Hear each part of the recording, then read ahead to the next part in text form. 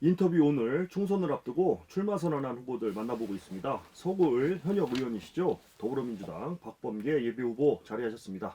예, 안녕하십니까? 예, 오랜만입니다. 반갑습니다. 네, 반갑습니다. 이제 선거가 20여일 앞으로 다가왔습니다. 선거 분위기 어떻습니까? 제가 페이스북에도 올렸는데 유독 이번 선거가 좀 특이한 면이 좀 있어요. 네. 과거에 한 23, 4일 남겨놓은 시점에서는 아직 선거 열기가 달아오르지 않는데 제가 이제 거리에서 아침, 점심, 저녁 인사를 나가면 차량이나 이게 도보를 이제 걸어 다니시는 우리 유권자들 뵈면 굉장히 그 의사 표시가 분명합니다. 네. 예, 뭐 물론 저를 지지하는 의사 표시만 제 눈에 들어오겠죠. 네. 그래서 엄지척도 많이 해주고 차를 문을 열고서 화이팅도 하고 어떤 따뜻함과 결연함이 함께 묻어나오는 건 저는 뭐 저한테 유리한 쪽으로 해석하지 네. 않겠어요? 네. 네, 그래서 그것이 좀 아주 일찍 선거 분위기가 좀 달아오르는 거 아닌가 저는 그렇게 생각을 합니다. 워낙 선거 경험이 많이 네. 있으시니까요. 그렇게 느끼시는 게 아마 무리는 아니실 것 같고요. 네, 네. 대략 이 정도 되면 판세가 어느 정도 익혀지지 않으십니까? 이제 그거 아까 첫 번째 질문과 상관해서 사실 판세를 지금 사실 본격적인 선거 운동 들어가고서도 우리 뭐 김세환 캐스터께서도 선거 해봤잖아요. 한 13, 14일 해야 되는데 아직은 뭐 선거판 판단이긴 한데 다만 우리 시민들 유권자분들이 이번 선거에 대해서 굉장히 관심이 많다. 네. 아까 말씀드렸듯이 좀 달아오르는 분위기이다. 저는 제가 유리한 쪽으로 해석을 하면 심판하는 정권에 대한 심판 분위기가 꽤 깊고 넓게 지금 자리 잡아 있는 거 아닌가. 네. 저는 그렇게 생각을 합니다. 중앙당의 공천 작업이 마무리가 됐습니다. 여러 가지 진통도 있었는데요. 많았죠. 중앙당 선거관리위원장으로서 공천 과정을 쭉 지켜보셨습니다. 어떻게 평가해 보세요? 전임제 민주당 중앙선거관리위원장께서 이제 각중에 뭐 이제 그만두셔가지고 정말 당이 그 당시 여론조사 지지율도 굉장히 안 좋았고 전반적인 막 그냥 탈당 파동이 생기면서 위기 상황으로 이제 치달을 때 이재명 당대표께서 선관위원장을 맡아달라는 그러한 의사표시를 하셔서 제가 선당후사라는 마음으로 네. 제가 이제 투입이 됐습니다. 다행히 제가 투입된 이후로 많은 경선 지역구에서 이제 전략 경선이든 일반 경선이든 경선 결과들이 발표되고 제가 이제 밤에 이제 저희들 회의는 거의 온라인으로 하거든요. 네. 그래서 이제 낮에는 온라인으로 하고 지역에 있다가 저녁에 올라가서 경선 작업을 하고 결과를 발표하는 일들을 해왔는데 굉장히 위기였죠. 그러나 다행스럽게도 공천에 반발해서 이제 탈당하는 파동들이 잦아들었고 네. 전반적으로 공천을 결과적으로는 잘한 거 아니냐. 뭐 오늘 뉴스 중에는 국민의힘의 공천은 60대 남성 그리고 민주당의 공천은 그래도 50대. 물론 남성이 많긴 합니다만 그래도 여성 후보자들은 저희 당이 좀 더 많은 것으로 보여집니다. 그런 측면에서는 뭐 큰 점수는 좀 그렇겠지만 그래도 초기의 비판은 좀 벗어날 수 있게 됐다. 네. 대전 지역의 후보자들도 다 결정이 됐습니다. 예, 그렇습니다. 대전 지역의 공천은 어떻게 보세요? 저야 이제 민주당의 선대위원장이고 또 중앙당 정권심판본부장이니까 뭐 아전인수적으로 제가 해석할 수밖에 없는데요. 하나하나 따져보면 이제 4선을 도전하는 저 법무부 장관을 한 박범계가 서구울에 있고 우리 유성갑의 조성래 3선 의원 또 유성을의 신인 정말 우주 과학자 아닙니까? 황정아 후보 또 서구청에서 재선을 구청장을 했던 서갑의 장종태 후보 또 중구청에서 구청장을 3번을 한 우리 박용갑 후보 또 이제 대덕구로 가면 대덕구청장을 한 또 여성의 우리 박정현 후보 또 이제 장철민 동구 후보 아주 젊은 후보가 아니겠습니까? 그런 측면에서 국민의힘 후보들과 비교해 보면 신진과 어떤 장년 그리고 남녀의 비율들이 고르게 잘 섞인 저는 아주 좋은 상대적으로 국민의힘 후보들과 대비해 보면 저희들이 공천을 더 잘했다. 저는 네. 그렇게 생각을 합니다. 네. 이번 총선은 윤석열 정권에 대한 심판의 성격도 있습니다. 정권 심판 본부장으로서 네. 어떤 부분에 집중하실 계획이십니까? 경제 폭망이죠. 경제가 너무 나빠졌습니다. 그러다 보니까 자연스럽게 민생이 파탄이 났죠. 우리가 문재인 대통령 정부 때 2021년에 세계 12위 경제 대국으로 명실상부한 선진국으로 진입했다라는 유엔 언크타드의 보고서가 있었는데, 그 뒤로 윤석열 정부가 들어서서 뭐 결과적으로는 3단계 물러 뒷걸음질 쳐서 13위가 됐고, 일본의 경제 성장률을 추월당하게 됐고, 소비는 지난 20년 동안 최대의 감소폭, 또 근로자들의 평균 실질 소득, 실질 임금이 감소되는 그러한 경제 폭망, 민생 파탄. 한번 뭐 맛집들 한번 가보십시오. 옛날에 2회전, 3회전 하는 그런 맛집들도 1회전으로 꽉 채우지 못하는 게 그런 가게들이 허다합니다. 그런 측면에서 이 경제 폭망과 민생 파탄에 대해서 오로지 검찰 독재, 야당 탄압만 정말 일관되게 폭주했던 윤석열 정부에 대한 심판, 그 심판을 해야지만이 경제가 살아나고 민생이 살아난다. 저는 그렇게 생각을 합니다. 좀 관련돼서요. 네. 우리 이종서 네네네. 호주대사의 도피 의혹 의혹 맞습니다. 출국 의혹 예, 의혹이라 논란이 있습니다. 맞습니다. 예. 이 부분에 대해서는 어떻게 생각하세요? 결과적으로 오늘 당장 국민의힘 한동훈 의원 비대위원장이 이끄는 국민의힘의 입장과 용산 대통령실의 입장이 또 엇갈렸습니다. 제2차 일종의 대통령실과 한동훈 비대위원장 간의 그런 갈등이 시작되는 거 아니냐라는 그런 섣부른 관측들도 있는데, 용산 대통령실은 죄가 있지 않다라고 지금 이제 보는 것 같고, 여러 가지로 뭐 얼마든지 공수처가 부르면 대사 부임에도 들어오겠다라고 하고, 당장 대사 임명을 취소하고 들여와서 조사 제대로 받아라, 법 앞에 성역이 없다, 이러한 요구들에 대해서 용산 대통령실은 지금 부정을 하고 있거든요. 반면에 한동훈 비대위원장은 소환해야 된다, 지금 그렇게 하고 있지 않습니까? 네. 엇박자가 나고 있는 거죠. 만약에 이 문제가 별거 아닌 문제고 어떤 그 법 앞에 성역이라는 문제가 아니면 한동훈 비대위원장이 지금 국민의힘 대표로서 그런 얘기를 할 수가 없는 거죠. 무슨 얘기냐 하면 이 소위 호주 대사로 지명한 것은 범인 도피 의혹을 충분히 살만한 것이고, 법을 깡그리 무시하는 것이고, 말 그대로 뭐 그 일부에는 도주 대사 아니냐라는 그러한 지적도 지금 있는 거 아니겠습니까? 그런 측면에서 특히 중도 무당층의 어떤 지지율이 급격히 빠진 하나의 원인이 됐고, 국민의 민심 위반의 하나의 원인이 됐기 때문에 저희들로서는 원칙에 입각한 것이 제일 중요하다. 법 앞에 성역이 없다. 그런 면에서 즉시 소환해서 공처 수사를 받아야 되는 게 마땅하다, 이렇게 생각합니다. 이번 총선은 윤석열 정부의 중간 평가 이외에도 네. 다수당을 갖고 있는 민주당에 대한 네. 평가의 성격도 있습니다. 네. 그런 측면에서 조국 혁신당의 분위기가 심상치 않습니다. 네네. 어떻게 보세요? 역시 여론조사를 보면 지금 거의 이제 비례대표에 관해서는 조국 혁신당 비례대표 지지율이 제일 많이 나오는 그러한 통계들이 지금 속속 나오고 있습니다.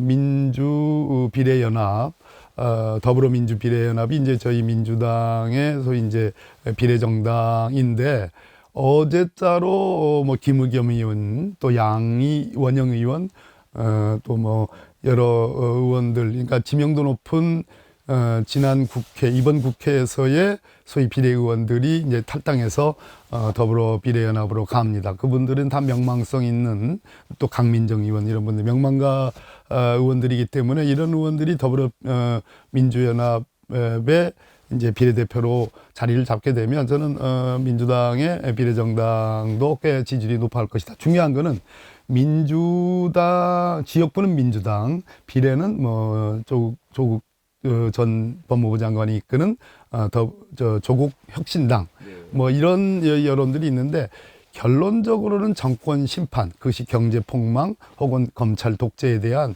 정권 심판의 양 트랙을 민주당과 조국 혁신당이 함께 쌍끌이를 하고 있고 그래서 결과적으로는 진보와 중도 무당층을 정권 심판 쪽으로 강력하게 밀어붙이는 큰 동력이 되고 있다. 네. 그런 측면에서 저는 서로 상호 보완적인 관계에 있다 이렇게 생각합니다. 네. 자, 이제 사선 네. 의원이십니다. 지난 12년간 의정 활동 스스로 평가해 보신다면 어떻습니까? 지금 기억이 나는 것이 2006년, 7년에 이제 박근혜 당시 대통령에 대한 탄핵, 그리고 특검에 의한 수사, 그 특검법 말 그대로 국민의힘 김도읍 의원과 특검법 협상을 제가 했습니다. 네. 최종적으로 조문도 제가 만들었고, 그리고 제가 그 당시 국정농단 조사 특위의 야당 민주당 측 간사였거든요. 그때 이제 나온 것이 뿜개였습니다. 그게 가장 기억에 남고 언제나 민주당에서 정권에 대한 어떤 견제의 제가 뭐 말 그대로 구원투수 또 뭐 천병에 항상 있었죠. 그러나 이제 그런 것도 있었고 제가 또 산자위도 했습니다. 네. 산자위를 하면서 여러 가지 특허라든지 지적재산권 침해에 대한 소위 페널티, 그러니까 징벌적 배상을 하는 조항들을 제가 법안을 통과시킨 그 기억이 굉장히 남습니다. 우리 김세환 아마 진행자께서 아시겠지만 우리나라는 청년 창업 국가가 되지 않으면 앞으로의 미래가 없습니다. 네. 청년의 일자리라는 것이 이제 뭐 다 AI, 뭐 로봇, 뭐든 뭐 여러 가지 이제 컴퓨터 등등이 다 대체하기 때문에 사람의 일자리가 줄어들어서 그래서 청년 창업을 더 부흥을 시켜야 되는데 거기에 가장 기본적인 것이 되는 것이 제가 그 말씀드린 여러 가지 기술을 뺏는다든지 뭐 그런 경우에 페널티를 강력하게 주는 징벌적 배상제도 네. 그것이 아주 기억이 남는데 아쉬운 점은 법무부 장관 이제 대통령께서 마지막 문재인 정부 마지막 법무부 장관이 됐습니다. 네. 조국 법무부 장관이 2달 만에 단명으로 끝났고 수사가 시작됐고 또 추미애 법무부 장관이 1년 한 남짓 하셨고 제가 1년 4개월 했습니다. 그래서 마지막 일종의 소방수 마무리 투수로 등장을 했는데 이미 그 당시는 대선이 시작됐고 상당히 어려운 그런 과정들을 겪었는데 뭐 일부 지지자분들은 왜 과단성 있게 못했느냐라는 지적도 하시고 그 점에 대해서 제가 깊이 뭐 가슴에 손을 얹고 뭐 사과의 말씀도 드렸고 이미 그 대선이 시작된 국면에서 검사들이 일사불란하게 지휘되는 것이 쉽지 않았고 마지막에 소위 검경 수사권 조정 문제로 큰 갈등이 벌어지면서 장관으로서는 참으로 어려운 그러한 상황이 있었습니다. 그것이 제 의정 활동에서는 아쉽고 조금 더 여러 가지 종합적으로 했을 때 더 과단성 있게 했었으면 어땠을까 하는 그런 생각인데 그때의 그 조건과 환경들은 제가 먼 훗날 아마 고백할 날이 올 겁니다. 저로서는 최선을 다했지만 네. 그렇습니다. 네. 공교롭게도 예. 한동훈 예. 지금 비대위원장 조국 혁신당 대표 예. 법무부 장관 출신입니다. 예, 그렇습니다. 우리 법무부 장관으로서 예. 사선에 도전을 하시는데 당선되시면 예. 당내에서의 더 큰 정치 예. 기대해도 되겠습니까?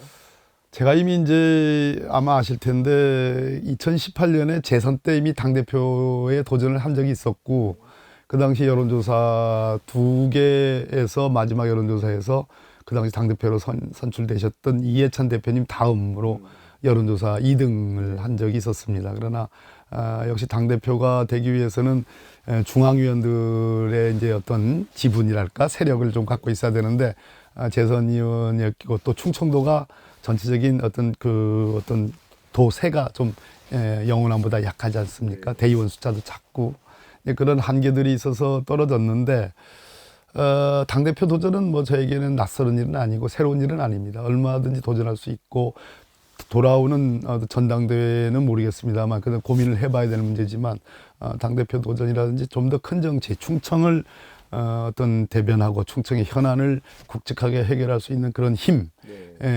바탕으로서의 어떤 도전은 서슴지 않겠습니다. 네. 이제 공약 얘기 좀 예, 하겠습니다. 그러시죠. 예, 이번 선거에서 핵심 공약으로 충청판 실리콘밸리 예. 완성하겠다고 네, 말씀하셨어요. 네. 구체적으로 설명해 주십시오. 이 충청판 실리콘밸리 소위 골든 트라이앵글 프로젝트라고 제가 한 4, 5년 전부터 이름을 졌고 그 당시 이제 여러 지역의 교수님들과 공부를 쭉 스터디를 해왔습니다. 그래서 공사석에서 충청판 실리콘밸리는 여러 차례 얘기를 해왔던 거고, 그러나 공약으로는 이번에 이제 처음으로 제 메인 공약입니다. 제일 중요한 공약인데, 실리콘밸리가 말 그대로 가파라고 우리가 구글, 또 뭐 아마존, 또 뭐 애플, 또 페이스북 같은 소위 이 IT를 기반으로 하는 세계적인 기업들, 예를 들어서 구글이나 애플 같은 기업은 시가총액만 1,600조, 500조 됩니다. 네. 우리나라 1년 예산이 한 서너 배 되는 거거든요. 한 기업이. 네. 그것이 이제 미국의 샌프란시스코 근처에 실리콘밸리라는 곳에서 청년 창업을 통해서 이제 일어난 기업들이거든요. 우리도 할 수 있습니다. 네. 그런 인프라가 우리는 있죠. 그래서 대전 서구에도 뭐 제가 이 방위사업청이 지금 들어가 있는 월평일동에 카이스트와 MOU를 체결해 가지고 글로벌 혁신 창업 성장 허브도 만들어 놨고, 대전 콘텐츠 기업 지원센터, 또 대전 문화 콘텐츠 금융센터, 이런 기업 지원센터, 금융센터, 또 카이스트 창업 공간 어떤 그런 비전, 이런 것들이 있고, 더 나아가서는 우리는 유성에 말 그대로 대덕 연구단지가 있고요. 또 세종에 벤처밸리가 있고, 또 오송에 가면 생명공학 그런 단지가 있는데, 이것을 다 엮으면 그게 골든 트라이앵글이 됩니다. 네. 이 충청판 실리콘밸리는 우리 충청인들, 대전인들, 서구인들에게 아이들, 우리 청년들의 일자리를 만들어주는 아주 보물스러운 장소가 될 겁니다. 이러한 첨단 지식산업단지를 만들면 가장 이 인재적으로 교육 환경이 가장 좋은 우리 서구의 우리 아이들이, 우리의 자녀들이 제일 큰 일자리라는 혜택을 보게 될 것입니다. 네. 시간이 너무 빨리 예. 정치인으로서 예. 최종 목표는 무엇입니까? 우리 국가, 우리 대한민국을 어떻게 하면 세계 5위의 독일에 버금가는 그런 강대국으로 만들 수 있을까? 그 안에서 대전 충청을 어떻게 우뚝 세울 것인가에 대한 제 소명이 있고, 그것을 위해서라면 무슨 자리든 간에 담대하게 전 도전할 그런 각오가 있습니다. 네. 이번 총선에서 대전 7석 가운데 몇 석이 가능할까요? 제가 뭐 여러 좌석에서 말씀드렸는데 전 7석이 다 가능하다고 봅니다. 7석 수성을 목표로 하는 것이고, 그러기 위해서 우리가 모두가 7분의 우리 후보들이 다 똘똘 뭉쳐서 하나의 힘으로, 하나의 전선으로, 하나의 대우로 그렇게 임할 것입니다. 끝으로 총선에 임하는 각오 한 말씀 해주세요. 존경하는 우리 CBS를 청취하시는 우리 유권자 여러분, 또 대전 시민 여러분, 서울 주민 여러분, 정말 이대로 가면 안 됩니다. 대한민국을 이대로 그냥 내버려 둘 수 없습니다. 이 경제폭망, 민생 파탄의 윤석열 정부에 대해서 잘못하면 심판받는다. 그래서 국정기조를 바꿀 수 있는 계기입니다. 여러분들의 소중한 한 표가 국정기조를 바꿀 수 있고, 그렇게 되면 경제를 살릴 수 있고 민생을 회복할 수 있습니다. 도와주십시오. 알겠습니다. 오늘 말씀은 여기까지 듣겠습니다. 네. 감사합니다. 네, 감사합니다.